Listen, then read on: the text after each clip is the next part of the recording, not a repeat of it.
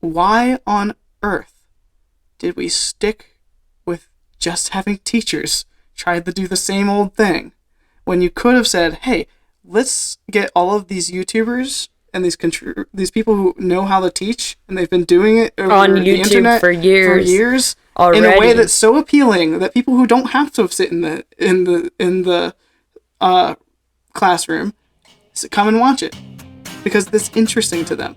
Well, because they have all these teachers that need jobs. Line the code. We're here. Welcome to Rogues Rite. Mm-hmm. Do we have to welcome them every single time, really? Yeah, I don't know. Okay. So what's the deets? So, we don't have anybody today, so we're just gonna talk. So, just gonna chat. Yeah, just gonna chat. How's your day been? It's been trying to figure out all this stuff. Setting up lights. Setting up lights we're not using. Yeah. So I actually wanted to talk about a problem that I heard some information from. There was a lady that I know who's a teacher right now in Charles County, and she was talking about how she's an older lady, and she's like, oh, I'm gonna get like my full retirement in like 2 years or so I'm done. Like after that, she's like, if I could leave right now, I would, because school is pretty terrible being a teacher. In case you didn't know that, I think probably everybody knows that. Mm-hmm. Being a teacher is really not the best profession, but she's like, if I could. Rewarding. It's so rewarding, Kira. So rewarding. So rewarding not getting paid to suffer under the weight of raising future. Other people's children. Yeah, the future, literally. But she was like, I'm getting out as soon as possible, which is like 2 years or so. And she's like, I know a lot of other teachers that are pretty much in the same boat. And so there's a lot of teachers that are like planning on leaving in like a year or 2 years because they're going to get their full retirement, but there aren't teachers coming in. Like there's statistics that show there's less teachers going into or there's less students going into like pre-education programs, or like childhood education, or yeah, there aren't people studying for that sort of thing. So I know some people, but they're not studying to be those sorts of teachers. They're like in Montessori programs, so they're becoming Montessori teachers, which is where the big bucks are at. What is Montessori? I don't even know what that is. Montessori is like almost like if you applied the unschooling mentality for homeschooling, the unschooling philosophy to like a actual school system, like a private school. Unschooling? Yeah. So unschooling is like this idea that the hippie like homeschool moms had, where they would like basically give their kids access to the library and say, learn about whatever you want to learn about. Like here's subjects that you can learn. Here's like a structure if you wanted to follow the structure. Right, like here, read 3 books about whatever you want to read about, and then write an essay about it, kind of thing. Yeah, that sort of thing. Gotcha. Okay, so there's people that study to be those types of teachers? Well, I know some of them personally, yeah.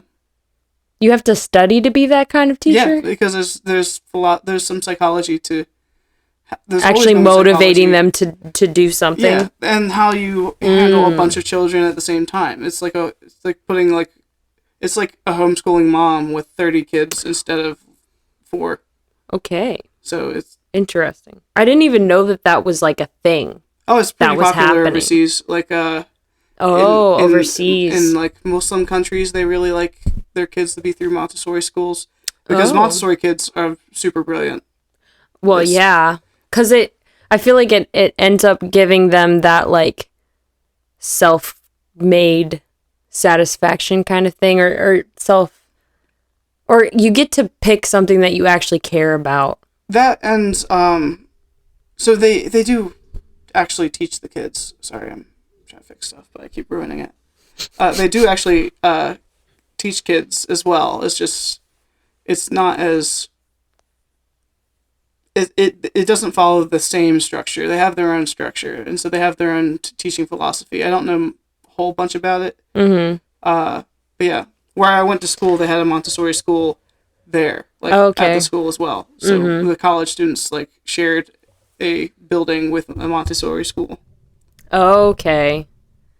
Huh. I did the same exact thing that you did. Yeah. I'm trying to fix it stuff and ruin it. This is what happens when you buy cheap equipment. No, that's what happens when you buy expensive equipment as well. It's just not know how to use it. You just don't know how to use it. Yeah, that might be. That's what happens when you're new to stuff. Yeah. So anyways, so what she's saying is there isn't a lot of people studying education on the public level. So they're not studying to be like teachers in the public school system. And so what the schools are doing is they end up hiring these like non-certified, or they haven't studied, or they're not really qualified. And they hire them as like substitute teachers. And then through experience, they just kind of end up becoming a teacher. Because I think, so in the public school system, you're supposed to have gone through early childhood education and like all of these college courses. Psychology. I think you're supposed to at least have a bachelor's degree and stuff. Oh, yeah. Usually. Typically. Yeah. And it's not just a bachelor's degree. There's like an actual like certification process or something that happens. There is for all teaching for some reason. Right. I have certification in teaching English as a foreign language. Mm-hmm. Which, that was, yeah. That education was rough. Oh, gosh. It was like an entire minor course of college crammed into 1 month. Whoa. And so it was a lot of work. It sounds like a lot of work. But anyways, so her theory is like in the next 2 years or so, like all of these actual qualified teachers, they're leaving. Like they're all getting their retirement benefits and stuff and then just leaving. And pretty soon the entire public school system is just going to be a bunch of unqualified substitute teachers because there's nobody coming in. So, and I mean, this was her personal experience, so I looked it up because I was like, is this really what's happening? And yes, it's happening in Virginia, in lots of states, actually. And there's an article in Forbes about it. But I like the way this guy writes about it because it's actually really funny. What's his name? Peter Green. Peter Green. For Forbes, yeah. And this article is titled, "We Need to Stop Talking About the Teacher Shortage." But we just started talking about it. We just started talking about it. So why do we need to stop? Well, we are not labeling it the teacher shortage, which I'm going to explain here in just a second why he says we need to stop talking about the teacher shortage, because it's not what you would think. So, what? You can read it. Okay. News of a teacher shortage across the nation has been pummeling us for years right now. Right up through a story yesterday in the Panama City News Herald. Okay, so this is older, but fewer students in teacher prep programs, thousands of unfilled teacher vacancies in state after state. But we need to stop calling it a teacher shortage. You can't solve a problem starting with the wrong diagnosis, is what Peter Green says. So he thinks we're misdiagnosing it by calling it a teacher shortage. Not saying that there isn't a problem. No, but why do you think that that's a misdiagnosis? So here's his example. If I can't buy a Porsche for $1.98, that doesn't mean there's an automobile shortage. If I can't get a fine dining meal for $1, that doesn't mean there's a food shortage. And if appropriately skilled humans don't want to work for me under the conditions I've set, that doesn't mean there's a human shortage. But we didn't say there was a human shortage. Well, no, he's just saying generalities. He's talking in generalities. So, like, I really like, he's getting a little bit sassy there. He's getting sassy and opinionated. Right. Well, although I don't blame him. I mean, when you think about how much teachers make, and how much is required of them, Yeah. it doesn't make sense. It honestly doesn't make sense. Like, the only reason people would ever go into that career field is if they have like a huge heart and passion for children. Or they couldn't find any other skilled labor and didn't want to like do something else. I really don't think that that would be the case, though. Because, I mean, like, there's, like, literally you can call it in. You call it in. You could be like a private tutor. Yeah, private tutorship. As long as you can make way more money. As long as you work had for yourself. That could afford it. Yeah. Which, I mean, I wonder if that's the way that it's going to start going, considering that the public school system is so bad that, like, anybody who has any sort of money is going to be like, I'm done. Just tutor my kids. Yeah, I'm just going to get a tutor. I actually thought if I was ever going to have kids that I would try to teach them to read and write and do basic math, and then after that I would just hire a tutor because or separate tutors for different skills. Mm-hmm. And then just have the kids work under the tutelage of people who do know how to do more complicated and things. They actually know how to teach it as well is important. That's another thing is teaching is not just knowing how to do something and telling someone how to do it. It's a lot more than that. It is psychology. It's a whole lot more involved. It's really difficult. Like, I mean, you could be good at something. You could be really good at something and be a master and not be good at teaching it. Like, or you could be amazing at teaching to one type of learner and then really bad at teaching to another. True. That's a whole nother ball game there, is just how different people learn, being able to adapt to those needs. Mm-hmm. So anyways, let me read the rest of this. Calling the situation a teacher shortage suggests something like a crop failure or a hijacking grabbing truckloads before they can get to market. It suggests that there simply aren't enough people out there who could do the job. There is no reason to believe that is true, but pretending that it is true sets up justification for a variety of bad solutions to the shortage. So this is where we like to come in, right? Solutions to problems. So, but these are bad solutions, so... Potentially, yeah. Peter thinks they're bad. Yeah. Since there aren't enough teachers, the reasoning goes, then we might as well just let any warm body run a classroom. So some states have adopted the idea of letting any person with any college degree take care of a classroom. Computer-based learning systems are pitched in part as a way to solve the shortage of live humans to do the job. In some areas, charter schools have a particularly hard time filling positions with certified teachers, and so legislators, like the one in New York, instead of saying, well, you'd better bend to free market forces and make a better offer to change the rules so that the charters can hire folks who have no teaching credentials. Okay, that was like a run-on sentence, but did that make sense? So I'm imagining what he's probably going to be getting at before he actually finishes his article, unless that is the end of the article. He's probably going to be getting at saying that the problem is that the market is unfair. I think so. I don't know if anybody's under the illusion that the offers that they're making to teachers are not competitive. Like, who would choose to be competitive. They're just competing with robots now. True. So, like he was saying, yeah, computer-based learning systems. Yeah, which is going to happen anyway. He seems to think it's a problem that you're replacing human meat with robots. But like human teachers. Right. Well, he seems to think that legislators have a way of changing the rules so that they can hire folks under circumstances that wouldn't have normally been allowed or they're hiring people without credentials instead of trying to make people with credentials actually want to come work for them. It's like he wants to be writing some sort of expose.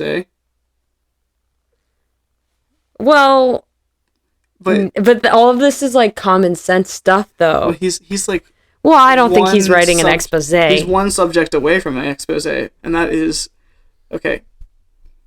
The government makes a rule that you have to be educated in order to be a teacher, and then all of these people who wanted to be teachers go and get educated, and they fall into a bunch of debt that they'll never be able to pay off because they have a low-paying job. Right, because they're not paying teachers. And then that same government who asks them to go get educated to be a teacher, after they go and get educated to be a teacher, says, we don't need you to be educated. Anymore. And so now we'll just hire anybody else. So now what's happening is these educated teacher people, they're like, I need to get a better job. Well, they're competing with robots and people who didn't have to get educated. Right. So they don't have to pay as much. So the schools don't have to pay as much anymore. Yeah. Or, well, they will pay exactly the same as the markets change. As the dollar falls, they'll pay the same amount of money. They might even raise the amount of money that they're paying people, but the value of the dollar's weaker now than it used to be. Substantially weaker. And so even if they paid people more money, it probably wouldn't fix things. They'd be like, oh, well, if this person's getting paid $15 an hour to work at Starbucks, why don't I just work at Starbucks and make money? I could make less money, but not have to put as much work into what I do. Right. Whereas, like, teachers teachers work. I don't know if this is the case in America, but when you're, like, teaching overseas, you have to write your own curriculum. And they work outside of school hours. They get paid a yearly salary, at least in America. Well, that would be nice. You were doing something different overseas. But in America, they get paid a yearly salary, and they're expected to work school hours and everything else that goes into preparing for those school hours. They do have summers off, which is... Well, some of them. Not really. What they're doing during the summer is preparing and studying and getting ready for the next year, and they have meetings and stuff like that. So there's still work that gets done over the summer. They don't have the set hours, but yeah. So when school's in during the school year, it's not unreasonable to think that they're working way more than 40 hours a week. Oh, yeah. I know that is the case. Right. They have to buy, I don't know if it's true in America either, but you have to buy your own teaching supplies. Yeah. As well. So your money goes into that. I don't know if they have, like, a way where they can get reimbursement for that. Right. But, I mean, the government reimburses people for driving, so I'd imagine they should be reimbursing people for buying supplies for students. So I have a friend who works in education in Pennsylvania, I think. And from what she told me, and I could be totally wrong, so don't quote me on this, but it did seem like she was paying for her own materials and it was not reimbursed, is what it seemed like to me. So, I don't know. Everyone over-exaggerates. Yeah, people like to... Yeah, that's true. Like everyone. Except for maybe Nathan. No, I think even he over-exaggerates. I don't know if that's true. He's doing stuff all the time. Actually, I think my dad is the exception. Oh, your dad? Yeah. Okay. He, like, you would never think that he works hard. My dad works so hard. I've always thought he worked hard. Yeah. But he's not over there like, oh, I'm doing so much work. I'm so busy all the time. True. So he's... Yeah. He definitely underestimates how much work he does, and he probably does the most work of anybody that I know. Essentially. So, but anyways, so what were we talking about? I completely lost my train of thought. Teachers work. Oh, how much they make. Like, is it really the comparison to like working at Starbucks versus being a teacher? an hourly wage or effort for cost. You are going to make more money as a teacher than working at Starbucks. I was just using it as an example of something that. But you're not going to have to work as much at Starbucks. Like if let's say you worked the same amount of time at Starbucks that you would as a teacher, like including the off-hour working where you're putting together materials and stuff, which I don't think Starbucks would legally let you actually work that much. But if let's say you could at a $15 per hour wage, you'd probably make more than a teacher. I'm saying probably. I should just do the math on that. And research. Yeah. I don't think you'd make more than a teacher at all, actually. I just think it's less, there's less hassle involved and there's less you have to do. And so it'd be like getting other jobs outside of teaching. Once you get the education and childhood education, I'd imagine you'd rather do something else. Like I would, honestly, I've been taught how to teach English, and I don't want to do that. Like if I had a choice of what to do with the rest of my life, it would go pretty low on the rung, right, on the ladder of things I'd like to do. So this is giving me a range of like 22,000 to like 77,000. So what would be like the middle of that? Would be like 40-ish, 45,000. I don't know. Like I know that would be middle, but I don't know if that's how much people are paid. On average. So these teachers, they're getting their 30-year retirement plan thing, and then they're just gonna dip. Yeah. Sounds about right. Especially now, everything's like. Oh yeah, there's some people that are actually just like, it's the last 2 years is not even worth it. I'm heading out now. Peace. Especially with everything that happened with the pandemic, it's gotten even worse. I also think that, at least what I can tell, teachers are extremely over-exaggerating the health risk of COVID to themselves. I've seen a lot of things about teachers refusing to go back to work, and it's ridiculous. That's a whole different conversation ridiculous. Right there. It is ridiculous, though. You have to admit. It's like, oh my gosh. Kids have been sick for like thousands of years, and teachers have been able to do their jobs. And all of a sudden, because everyone's freaked out about this, I mean, it's a lie. It's the sin of the media, really, is it's freaking people out into believing this disease is as deadly as it is. Yeah. I mean, but that's like a whole different conversation. It's just whether it's actually as bad as they're making it out to be or not. Actually, they've been forced to completely adapt to an online system that they were like really unprepared to handle. I'm not talking about that. I'm talking about the thing. No. Teachers are refusing to go back to work. Because in different states where people were saying we wanted to have, like earlier on in the year, states were saying we want our kids back in our schools. Like in the schools. Yeah, a lot of the, and there was a bunch of there was like a union, like teachers unions that were like throwing fits. Now, honestly, now what you said, which is different because like some of these teachers, like they're older, so they are more at risk. Actually, from what you said, it seems like most of them are older, which is why there's a shortage. Mm-hmm. And why the unions would probably be actually like, stepping up to be like, okay, look, our teachers are not comfortable coming back, because even though the kids aren't at risk, the teachers are. And technically, all of the grandparents and parents of the kids are too. But, I mean, there's got to be a point in time where people just bite the bullet and say,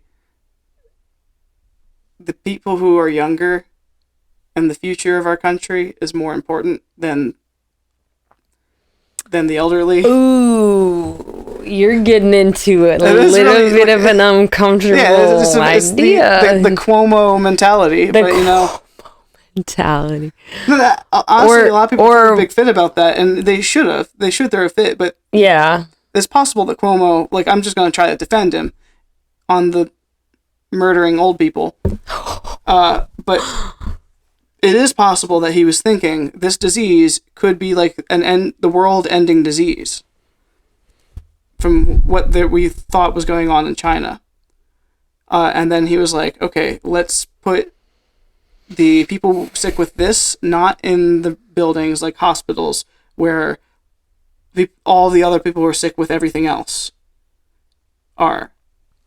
I don't understand the logic. So if you have to choose between your sick young people and your sick old people, if you had to choose which people are going to get the disease, you go with sick old people. You go with the sick old people because they're not paying taxes anymore, and they might be, but they're not going to build on the anything anymore. They're in nursing homes. They're dying. Logically, they're not necessarily adding to society. It's not just about that. It's also like thinking about the future, right? More than which is what the politicians and legislators need to be doing, or something. Younger generations. It's always been the case in most cultures where the old basically say, "Let us die," in the favor of the young. Mm-hmm. It's almost like a moral problem that I think there's something really bizarre going on that everyone's like, oh, we need to make sure that like everything's safe for everybody who exists. Everyone who exists has to be able to have exactly the same exact experience as everybody else, which is kind of like, no, if they're sick, they just should stay protected. Well, that's a very evolutionary kind of mentality to have. What? That, like, they should protect themselves. There's some people that are more important to be protected than other people, kind of thing. No, or more valuable. Yeah, that's a very, you could say it's a very chauvinistic mentality. Men always bit the bullet in those situations. So it's always women and children first that get on the ship. Uh-huh. Or get on the safety vessel. And it's because the women and children, women can make more children. And men are not as... It's easier to make children with a fewer amount of men and a lot of women than a fewer amount of women and a lot of men. Okay. So evolutionarily, it's. I'm just wondering. Okay, so like the thing about it is though, like from a non-secular standpoint. So if we were going to look at it from like the Judeo-Christian mindset, which is what a lot of Americans. Worldview is actually based on whether they recognize that or not, and regardless of how much the school system and the culture has been trying to shift everybody to an evolutionary mindset. I don't think they have to shift everybody from an evolutionary mindset. I think naturally humans have that instinct, and the instinct to well, no, but you're saying like everybody's got this mindset of let's treat everybody like they all deserve to be protected equally. And that's the mindset that's kind of going around right now. Which is actually more of like a Judeo-Christian mindset. I don't know if that's true. Really? Yeah, I don't think it's true that Scripture says that everyone should be treated equally. No, but like it's not about this person has more value to survival or to society to in the future. It's more of like this person has value because they're a person. So that would be like when you have like the super Jesus powers where you can actually just heal a leper and that would be the end of the problem. That's the case, but according to the rest of Scripture, they just got banished like lepers. So like it's just like, okay, but the rest of society is far more important than this one leper. Is the idea so of the whole how things work. Christian worldview though is based off of Christ's influence. Yeah, but as soon as like people start being able to as soon as like people actually start laying hands on the COVID and kicking it out, and if like Kenneth Copeland spitting on the COVID worked, then we wouldn't be having this conversation. But if that all worked, we wouldn't be having this conversation. And so there are same things in the Judeo-Christian process of dealing with diseases, like a quarantine, which is actually just a Jewish thing. They'd send them out for 40 days. And then they can come back, and if they still have the problems, they send them back for another 40 days, and they come back and still have a problem. And eventually they're just like, no, you're just done. And stop coming back in our town. But, because they didn't want other people getting the disease. Right, but the mindset that you were talking about, this is like not on topic at all, but the mindset that you're talking about is like that some people have more value to the future than other people. That is 100% true. Which is, I don't think that's a Christian mindset, in my opinion.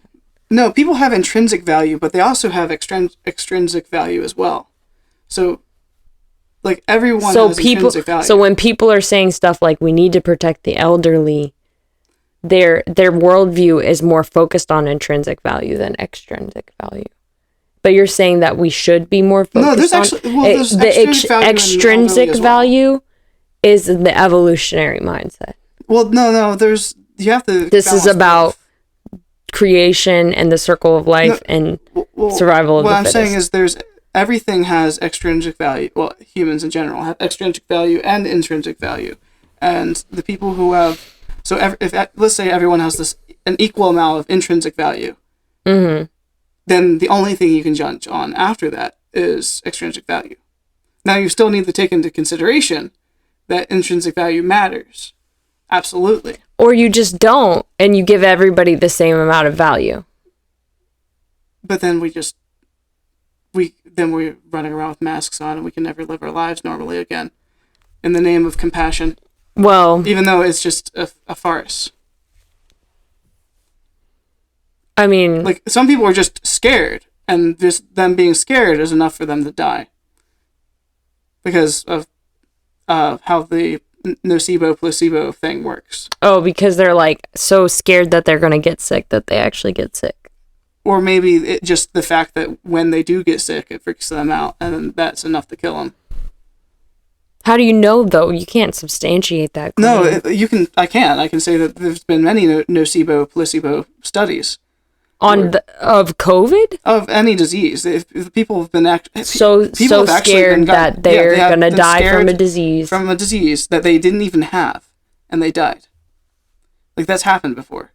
Okay. Like in scientific studies. And they don't just do this all the time, because there's probably ethical reasons why you wouldn't do that. But it has happened before, where like a doctor has thought that someone had a disease, and then incorrectly diagnosed them, and then they just die. Like, because they how do they find out afterwards that they don't actually have the disease? They examine the body, and they're like, oh, this person didn't have the disease. But if they thought that he had it before, couldn't they be... I don't know, man. Like, but what I'm saying is that old people matter less than No, I'm not saying that. I'm kids. Saying that old people, yes, actually, extrinsically, 100%. Old people do matter less extrinsically than young people. Okay. But in an extrinsic world like the one we live in, where everyone's dying anyway. Right. Might as well let the ones who haven't had enough time on Earth, like, they haven't had as much time on Earth to live. Okay, let's talk about It's really sad, because I think everybody that, if anybody ever hears this, they're going to be really mad at you. That's okay. But I feel like they might actually agree with you. Even though, like, right now in my head, I'm like, nah, okay, like, this guy... Okay, this guy is a no-no. Everyone's lives matter. But then at the same time, I'm like, if I was just kind of like gonna be like heartlessly calculating things. The right decision? Yeah. Like a robotic calculation. What you're saying does make the most sense. But my heart won't let me. Okay, so if we had to choose between... Just be like... If you had to choose between your grandparents and two of your siblings... Your grandparents would probably be like, it's our time to go. So, like, I know, but that's... Because they're smart, and they've lived enough time. They've lived enough time on Earth to know that it is their time to go in that situation. They're like, yeah. But if there's anything I can do to save both of them, I'm going to work my butt off to try to do that. Like, I know a lot of older people. Like, and I think that we probably could do that in the COVID situation. You know Mr. Steve? Yeah. He honestly, he's had COVID. Right. But he's probably one of the most vulnerable to COVID in our circle. Mm-hmm. And he had it, but before he had it, he was saying that if he even though he's very he's really at risk of dying from it, he's fed up with all of the precautions that people are taking, because he's like, no, that like he's had his time to live. It's our time. If he gets it and dies, then he's just like, whatever. Yeah, because like it's lived for a long time. But we can't just no one wants to die. But... Right, but we can't just expect everybody to have that mindset. You don't want to force everybody to have that mindset. That's not the way it works. Well, you don't have to force them. You just have to make sure that they're not allowed to force you to have the mindset that you need to protect their life. Yeah, okay, so they're actually not forcing. Not yet. No. The COVID vaccine passports are really close. I don't know anything about that. Okay, so a vaccine passport is... I know what a vaccine passport is. The companies are getting ready to make it so that way... You can't travel without... Not travel, you can't go in their stores without a COVID passport. And so that means, literally, you can't buy bread, which sounds familiar if you know anything about scripture. You can't buy bread without this thing in your hand. Where did you hear this? Because I haven't heard this. You haven't heard of this? No. COVID passport. COVID passport. Buying food. Like, they're already doing something very similar to it in China called the Sesame Credit System. But this is actually beyond the Sesame Credit System, because at least with the Sesame Credit System, you could, like, say nice things about the government and get points. But with this, it's either you get the vaccine or you don't.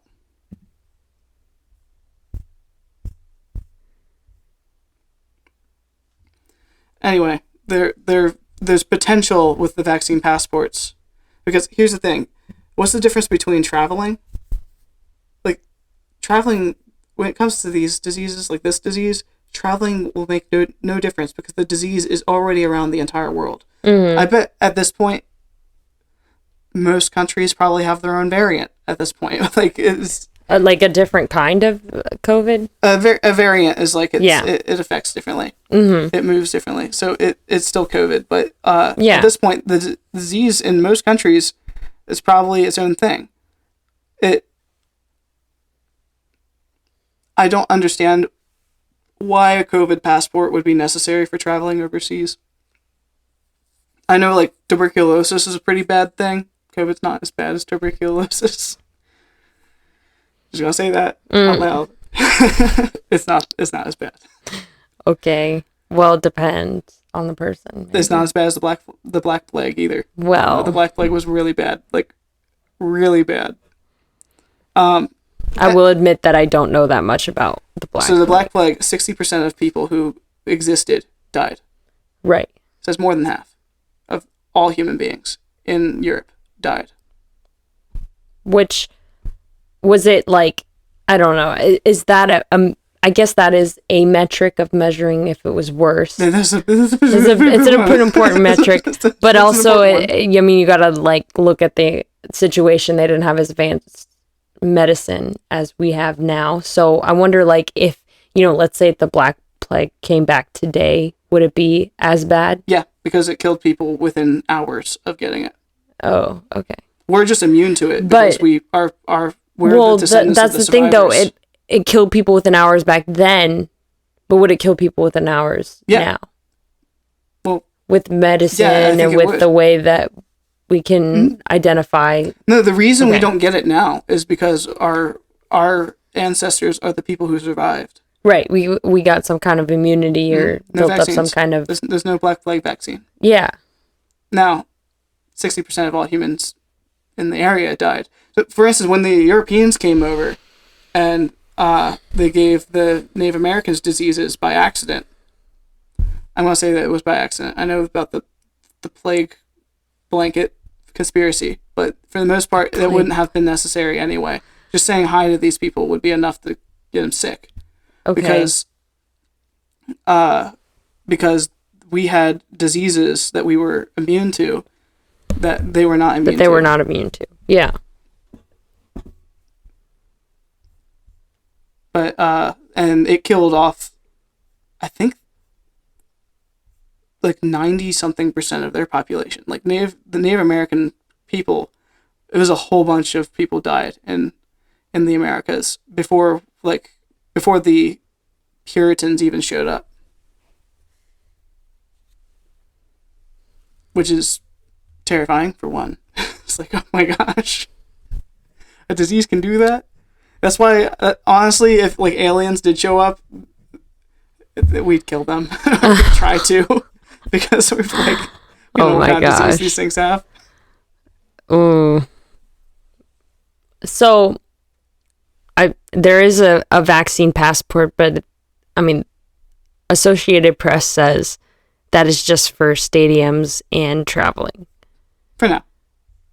And supporters of it say that it could be beneficial for businesses and schools to use.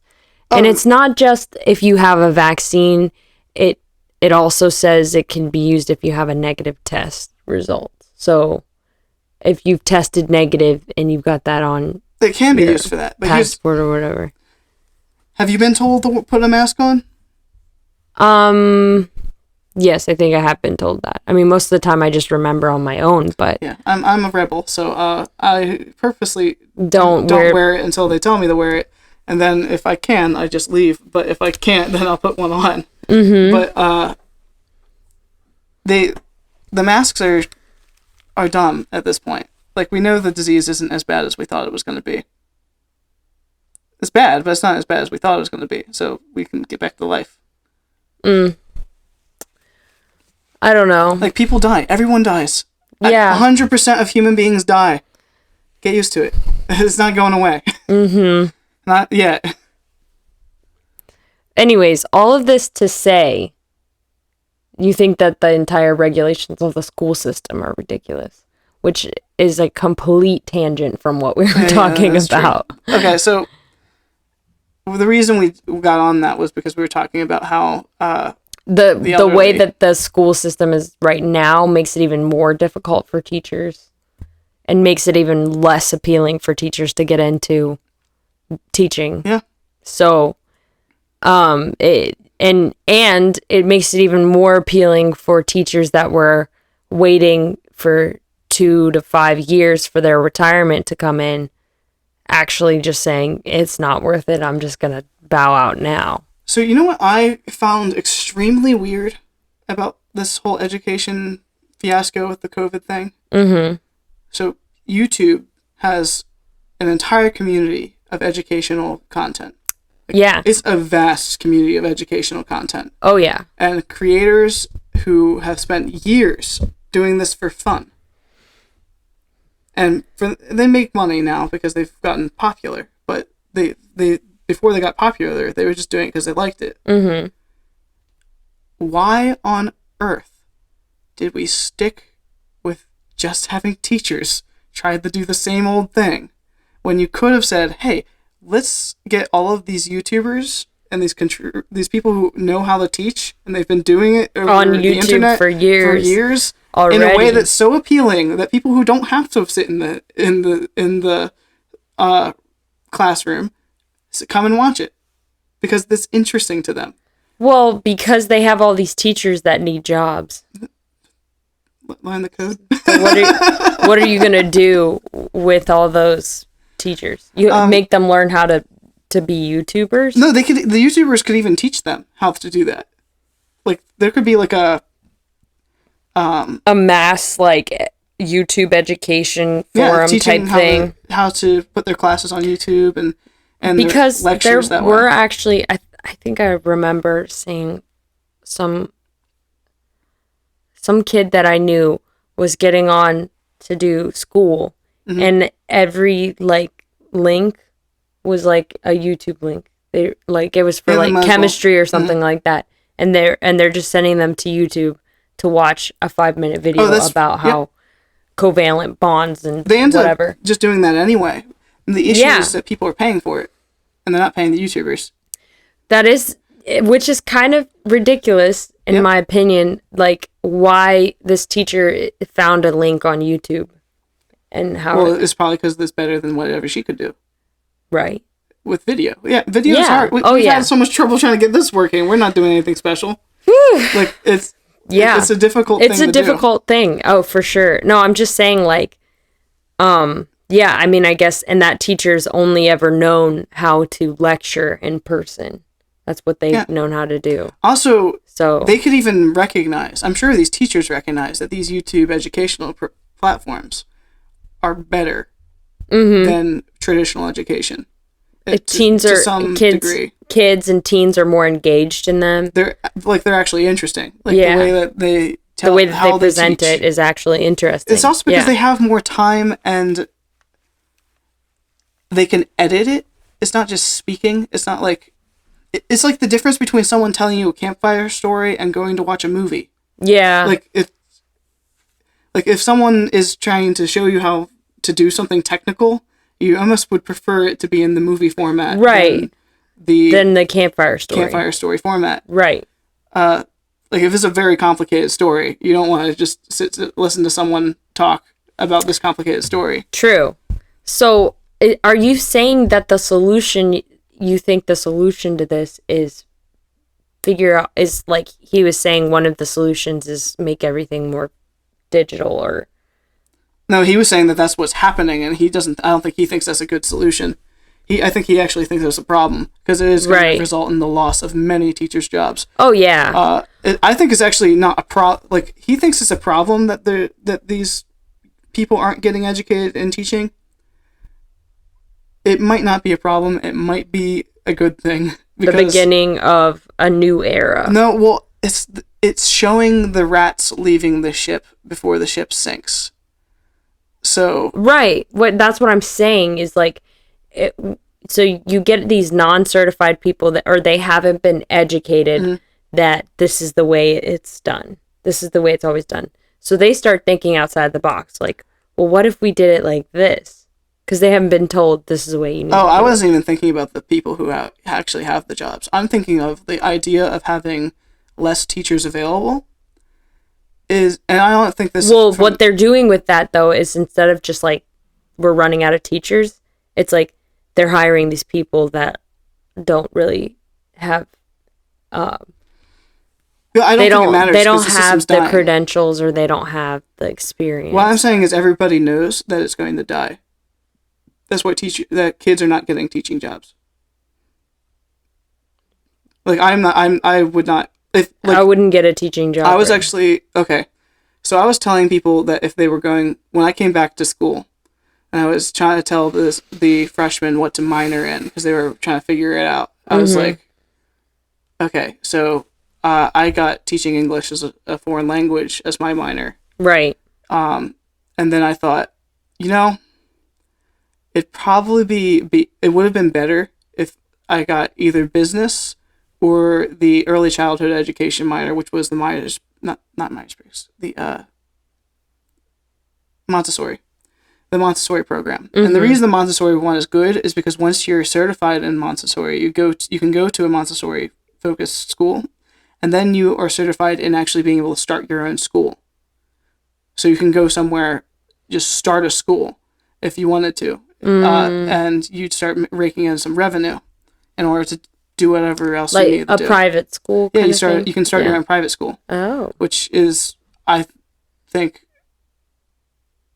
a good way of doing things, especially since Montessori is is proven to be a successful program. The biggest issue with that, though, is that so then basically what you're doing is you're paying for education for your kids twice. If you start going to a private school. Well, no. Since they're taxing people anyways. So the real solution to all of this, the absolute real solution to all of this. Get the government out of it. You keep the government in it. is the what do you call it? The voucher system. So school vouchers, because I actually do agree with the idea of our taxes going towards education, because it helps build the future. My problem is with the government deciding what is and is not considered education. To a degree, at some point, you have to be able to tell people. I was gonna say, there's got this random Joe's like, I'm starting a school, and he's basically just teaching everybody. It's a cult. Let's say he's a cult leader, and he calls it a school. If you don't have the government or somebody to hold those kind of people accountable, then you've got all of these people. Maybe they're dumb, or maybe they're just being naive and ignorant or whatever.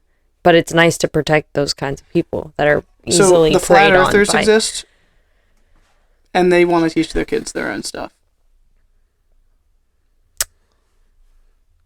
Ooh, that's a moral dilemma right there. Especially since you probably don't want your kids learning about evolution. Though I would be like, I would want my kids to learn about it. No, sure. I would want my kids to learn about it. I wouldn't tell them that it wasn't true, but... How would you know that? That evolution's not true. I believe in microevolution. We don't know if it's true or not. Mm-hmm. That's why I think we don't have ridiculous we to don't tell have people missing... whether or not they should be able to... Well, so for instance... So I wouldn't... I wouldn't shelter my kids from that. But some people definitely would. And that is going to be detrimental to their development in the sciences. Right. Because even if they don't believe it, let's say evolution isn't true, it looks like it's true, and functionally in these sciences, it's true. Like, it's just how you're gonna have to do science, unless it becomes not the case at some point, which is obviously possible because that's how. What do you mean by it looks like it's true? I don't think it looks like it's true. It does.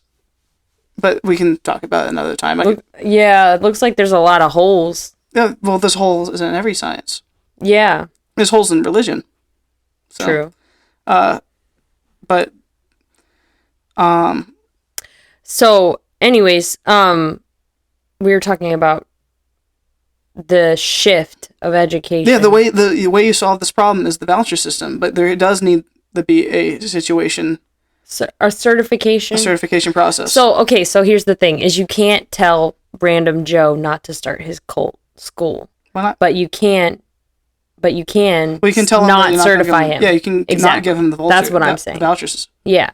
So you can't let you can make sure the parents aren't allowed to use it.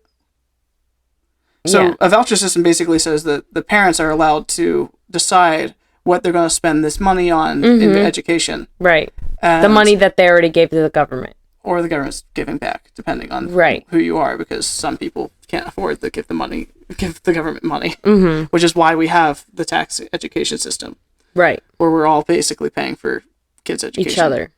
Or each other's kids' education. Yeah.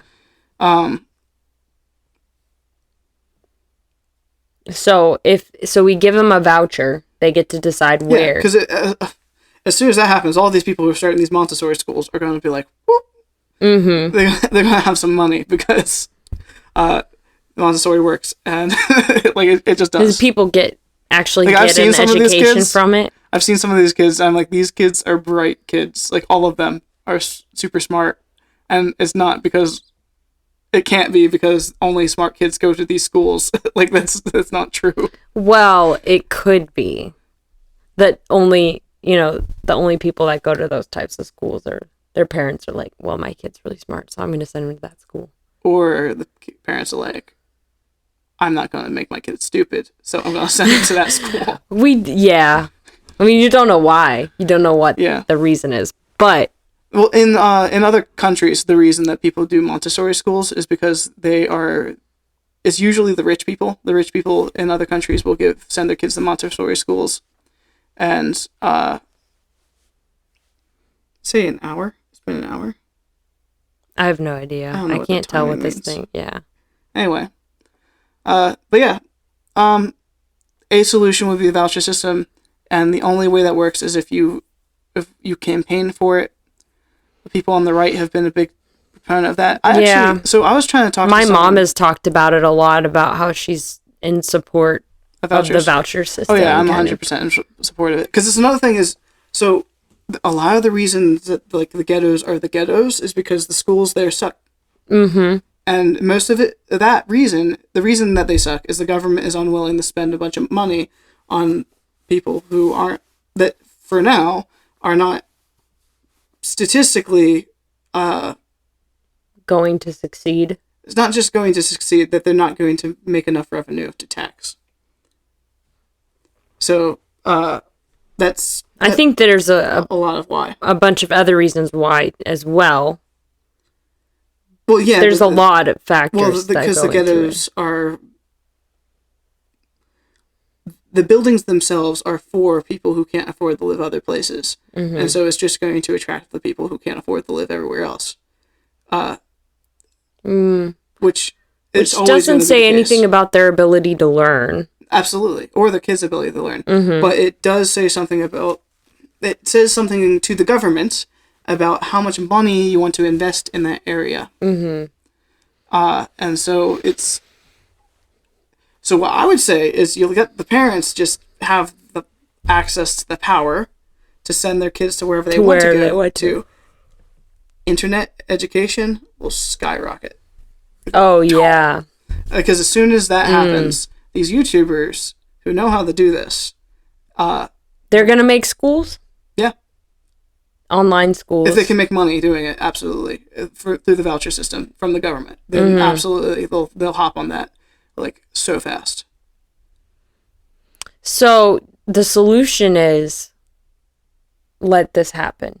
The voucher system? Yeah. No, so let the teachers leave. Oh yeah. Let the kind of let it implode. Let it implode is what's going to happen, because you have these non-certified people come in, and it might not implode. It might just like kind of derode. That's imploding. And then redevelop in a different way. No, what's going to happen is people are not going to use the school buildings anymore, and they will fall apart over time. Like that's what's going to happen. That's a very bold statement. I'm glad we got it on camera. We'll see what happens. So what's the point of going to school if you can do it at home? Okay, so we've gotten to answer that firsthand this past year because everybody's been forced to do it at home. Well, that's different because they're doing school. And so what's the point of doing school if you can do it at home? Well, it's because the way that a lot of kids have found out there's a reason they go to school. Well, that's because the reason is that the education system is not built to teach you at home. Right now they're not doing a very good job of that at all. People can be taught at home. Homeschooling parents have done it forever. Before schools, people did it for thousands of years. Mm-hmm. Like that's how it always was. Yeah. I think schools should be converted into libraries. And I don't just mean libraries, I mean like labs. Like research facilities. Like research facilities that colleges can use for free. With books. That kids can use for free. You don't really need books anymore. Books are cool. Computers. But have a bunch of internet access. Mm-hmm. Have the books if you wanted actual books. But for the most part, have it be full of labs and full of computers and full of things that are relevant. Shop type stuff. Do online education for all the stuff that's necessary. Anything you can learn by reading, just do that at home. Anything you can learn by reading, just do it at home. And everything you actually have to get your hands dirty with, then you go to the lab. And the schools will just be full of labs instead of classrooms, where anyone can use them, as long as they keep them clean, and the school will be responsible for staffing it and making sure it's clean. Maybe you can get some certification for using like chemistry equipment, so that way kids aren't blowing stuff up. But so you know what I really want to hear. The problem I have with this conversation right now is that I mainly agree with you. Yeah, we need someone who disagrees. I want to play devil's advocate here, but I can't think of a reason why somebody wouldn't do this. The reason you wouldn't do this is because there's a whole system already in place. It's a huge overhaul. This was a really good opportunity for it to be overrun. But so the main reason is what? People don't want to make the change. I mean, so I used to write for a magazine that talked about glass or whatever, and they're always talking about sustainable resources because they're running out of resources and stuff, and they found a way to make instead of building homes out of wood, it's like more sustainable to do this concrete system or whatever. Concrete. So I'm talking to this guy. I'm like, why are builders using wood all the time instead of using this system? And he's like, it's just inconvenient because they just know how to use wood. They know how it works. They know this is what they know. Yeah. And that's what he's saying. So is that kind of the same situation for the education system? Is it just really inconvenient to try to switch? Why do people vote? Or first of all, why do people oppose the voucher system? Because that makes the most sense. The reason they oppose the voucher system is for what I gave you. Discrimination. Are they worried about discrimination? They're worried about being too flippant with what you call education. So the flat earthers, the cult leader's gonna start the Ken a school or whatever. So like as soon as that sort of thing happened, Ken Ham's gonna start his own school, right? And there's gonna be a big fuss about like whether or not what he's doing is science, right? And I mean, hey, if all of the school buildings were open for testing everything, then that would be great. Because right now, I don't have access to a lab. Or not. If I wanted to do sciencey stuff, I don't have access to. You have to go to a university and pay a lot of money to do that. But if we spent all of that, if we spent a lot of that education stuff into building these labs and then having everything else be like subsidized by people paying for like private education or all the other stuff. If we put most of it in, we actually just take the money you put towards libraries, take the money you make towards the school buildings, and just put that money together, and you'd probably be able to build a sort of education facility for labs and research, like actual research that adults could use, kids could use, teenagers could use, anyone who's paying taxes could use, anyone who's not paying taxes could use, even foreigners maybe, except for they're gonna try to build a bomb. But like I think as soon as you did that, things would change, because parents would be able to pay for kids to get a sort of education that leans towards like. But that system is more expensive? Because the labs already exist. They're just sitting there and they're barely even being used. Do they already exist though? Yeah, there's chemistry labs in high schools. There are chemistry labs in high schools. They're not very updated though. But they could be. And kids use them. The teachers teach them how to use the stuff. Yeah, but that stuff, that would all still exist. Yeah. But that would be the only thing that existed. If that was the only thing that existed and all the other stuff that you could just learn by reading. Right, but okay, but here's the problem though, is like not everybody is able to learn on their own. That's why, and like you said, that's one of the things that has to do with teachers' education and the way that they get certified, is that they have to learn how to actually like teach several different learning styles. There's definitely complications that would be brought up, but I'd imagine the good that could be brought of what I'm talking about would outweigh any of the sins. For an example for why that's important, why this would be really useful, is because, like, let's talk about the ghetto. Those schools aren't very great. They're better than overseas. They are. A lot of people say our schools are worse than overseas, and it depends on where you're looking. But it really does. But I think Oh, I think if you did the voucher system, then the parents could, even from the ghetto, send their kids to something like a Montessori school instead of unless everyone just jacks their prices up, which is possible. Now that can happen. I was gonna say, I think the devil's advocate here is people's issue with capitalism in the first place. Well, because basically what this does is it takes the education system and it capitalizes it a lot more. Which would actually make it harder to be a teacher. Especially now that, like, we have robots and you can record one lecture by one expert and it can be played for thousands of people. But would it motivate schools to incentivize teachers actually becoming teachers more? No. Because they're going to go for what's going to happen is virtual... there's going to be, like, you would need a doctorate in early childhood education to be involved in schools at that point. Because... So that's the catch. That is a catch, yes. But that is the catch. What's going to happen? So then what do you do with all of these kids who they need a person to work with them to figure something out? So tutors... Young college kids need jobs too.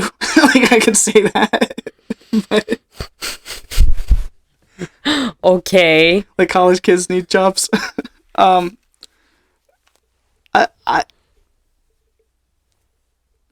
There are people who definitely need someone to be with them and tutoring them.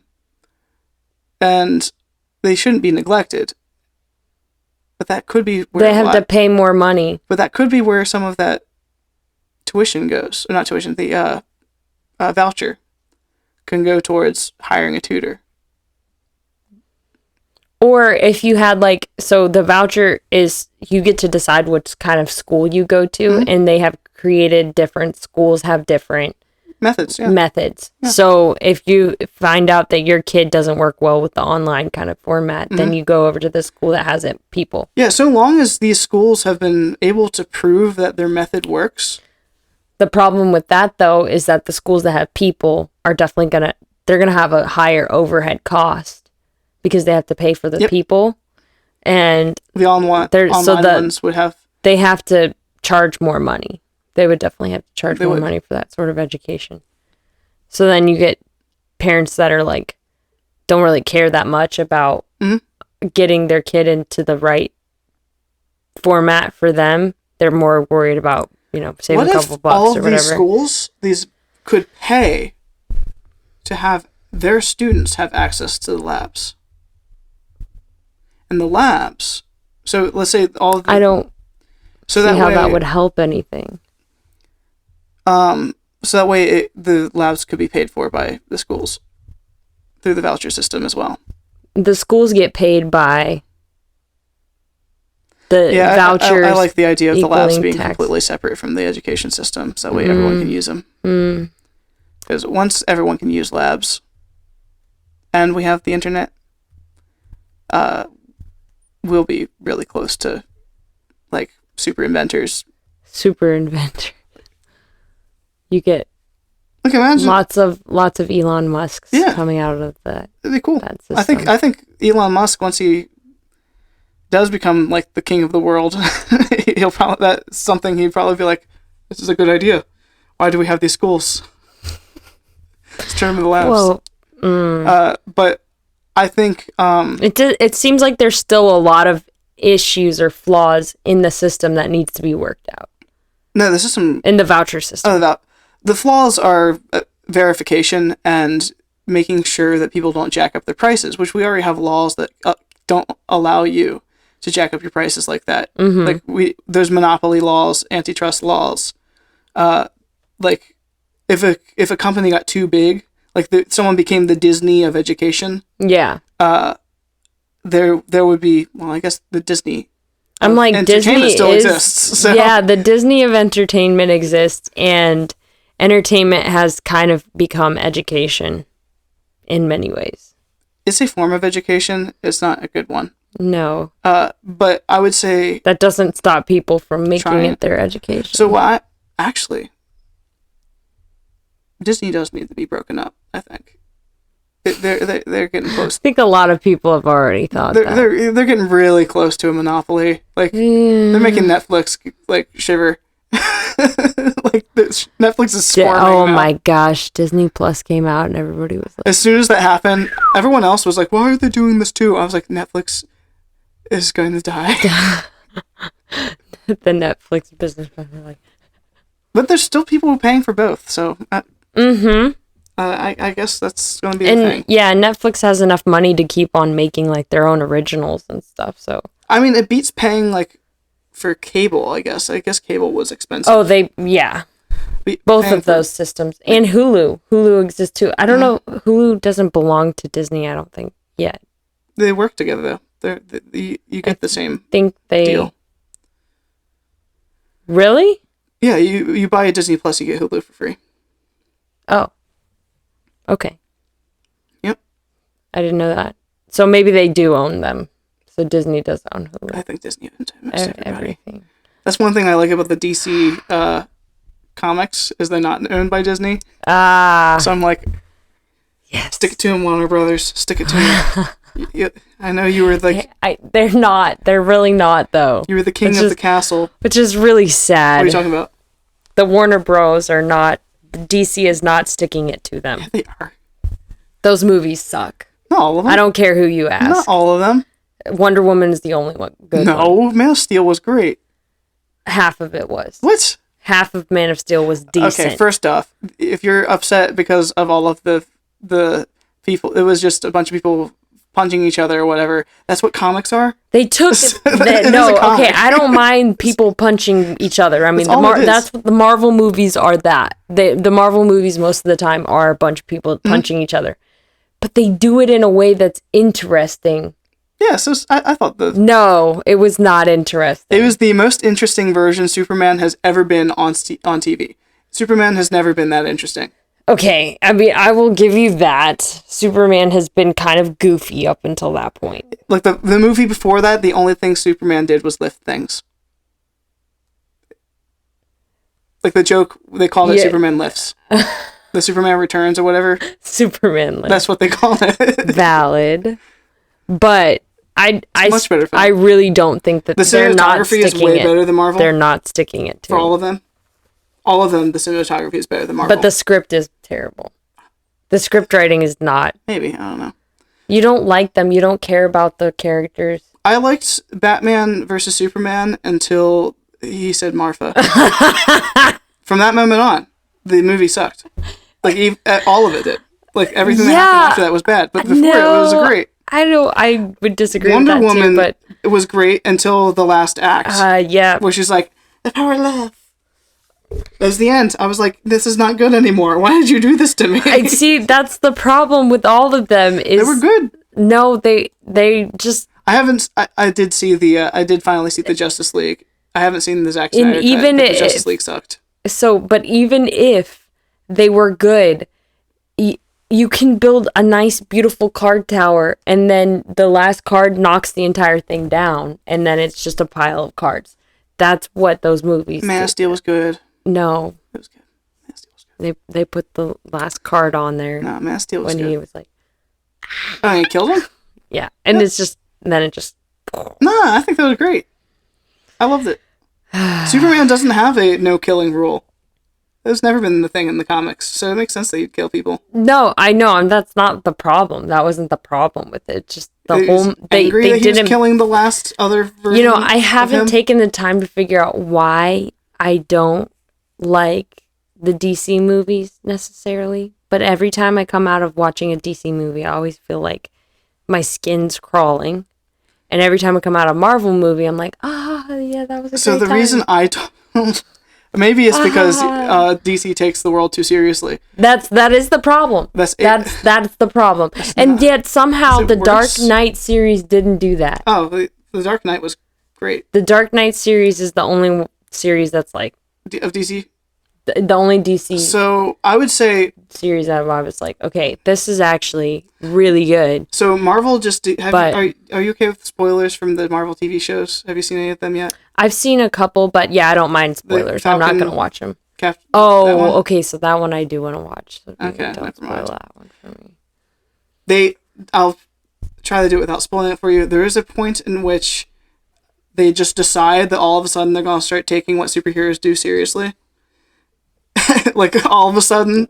Like DC? Like DC, yeah. And it's really jarring because it's like, why am I supposed to be angry at this character? Wait, didn't they already do that in Civil War? No, Civil War, they did it in a tactful way. And this way, it was like, they just kind of... There was no reason. There was no rhyme or reason. No, there is reason. They're trying to make it out... They basically pulled like a Chauvin George Floyd event with the new Captain America character. And it is what they did. Whoa. But if you think about it from the perspective of every single Marvel movie since, you're like, what's one person? It's one kid dies. Okay. Like, I don't care. But that's what they did with Civil War. No. Okay, Civil they War is a little used bit that different. kid as the poster child. They didn't show it happening. And they didn't take the death seriously. Like, in Civil War, they didn't take death seriously. Tony did.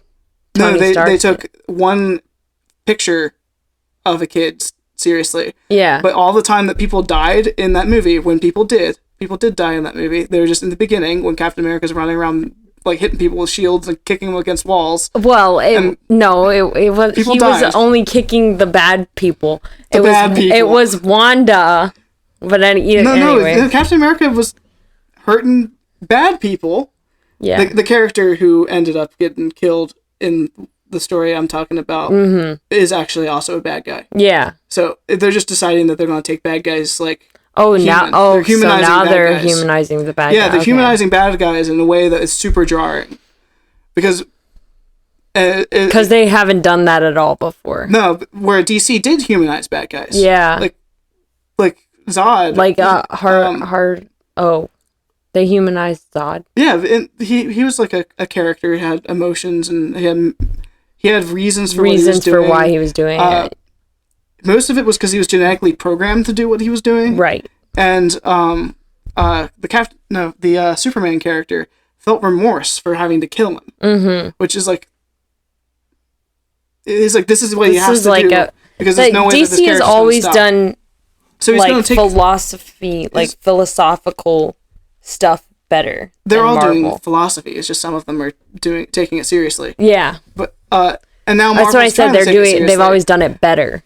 So I liked what they're doing with the Marvel stuff, but it is extremely jarring. Because I was like, it's why am I supposed to be upset at this guy? He's doing exactly what the first Captain America did. You're just being butthurt now. Like, I don't understand why why they're acting like I'm supposed to be upset at this Captain America character. Like, he's doing exactly what the other guy did. It's just all of a sudden now everyone's upset about justice. They're just questioning what justice is. It's like, okay. Well, I mean, that is actually kind of does align with reality a bit. Because, especially now. Yeah, right now it's like... I actually do like the story. It's actually reflective of culture because, like, back in the day, there was all these things that nobody ever questioned. And now we're starting to actually, like, pick them apart and, like, what is actually moral and stuff like that. All of this stuff. So, intrinsically, every life matters, including Nazis. Every life matters, but extrinsically, Nazis should be put down. Arrested, put down. Like, I don't mean killed. I mean, like, they should just be like... Oh, so now we're going into the death penalty. No, I don't mean killed. I mean, like, their philosophy should be... Their philosophy should be shoved to the wayside. Right. Communists, too. Because they're actually more dangerous. We just don't think of them that way, because they were our ally in World War II. People have different views of the world. So sometimes I wonder if the reason we vilify the Nazis as much as we do is because they were bad, but not all of them were terrible. Because they can't all be terrible. They're just soldiers. Right. It's just like, oh, they're just soldiers doing They what they're were doing. trained to think the way that they were told to think. I'm not even talking about... I'm talking about soldiers that had nothing to do with what happened to the Jews. They're just soldiers. There's no training. They're like, they actually protecting their country is what they're supposed to do. Yeah. Like, every soldier's supposed to do that. Right. And they're not being immoral for doing that, and they shouldn't be degraded for having like a symbol on their shoulder because that happens to be the symbol and power at the time. Like, one day the American flag might be viewed as something that's tyrannical. I mean, in some countries it is. Yeah. And people running around with the American flag might one day be considered like the Nazi As terrible symbol. as being a Nazi. All it takes is someone to be more powerful than us and to change history. Or a genocide. No. Because the whole world doesn't think of America as a tyrannical leader like they did, like the Nazis. All it takes is for... The Nazis killed so many people that it was considered a genocide. We've done genocide type stuff too, like in the Philippines. But that's what I'm saying is it no one takes a cared genocide. No one cared because... I wouldn't say no one cared. No one's calling us the supreme Nazi leader, or no one's comparing us to Nazis, except for the people within our country. Because for the most part, a superpower has not like made us the enemy of the people of the world, like another superpower, like we did with the Germans. And honestly, the Germans like made themselves the enemy of the world because they were like taking over the world. They were trying to take over everybody. Yeah. They weren't hard to vilify. But they were so obvious about it. I almost wonder if maybe America's like more sneaky about it. Like the American government spies on every single citizen of the planet if they can. Yeah. Oh yeah. But it goes and around they the don't act Constitution like in they're order trying do to it. take over the world. They don't act like that. They just are. And no, if we have taken over the world, like we own the ocean. We don't act like we own the ocean, but we do. Right. Like our navy is protecting everyone else. That's what I'm saying. Like the only reason the European Union can exist is because the U.S. Navy is protecting all of their trade. Like, so the thing is, even though America isn't like Nazi Germany in the sense where they're like, we will take over the world. we have taken over the world, but people are, but it's like people are more okay with it. Well, it's also we free the whole world is still free to do whatever it wants though. This also because we're not forcing our everybody ideology. to do whatever America does. I mean, we sort of do. It's not as it's not as forced. So our ideology, the ideology of America is be free or die is the American ideology. So if you go to a country where they aren't free and you're basically like, you need to be free, stop being communists, they're like, okay. Okay, that and then sounds they just good. be communist anyway because they're like, okay, we're free. We're Thanks, free. man. Thank you for freeing us. Thanks for freeing us, but we're just gonna we're free to be communist. But which doesn't actually happen. They usually do end up becoming free because being free is better. Yeah. But anyway, this has been a long. This is very long, and I think that we covered a lot of topics. Yeah, from like all the way from education to Marvel movies to Marvel DC to COVID. The COVID. The Cuomo murders. Oh, wow. So, yeah, I think we should call it a day. It's a day. It's a day. We'll see you guys next time. Peace. Peace out.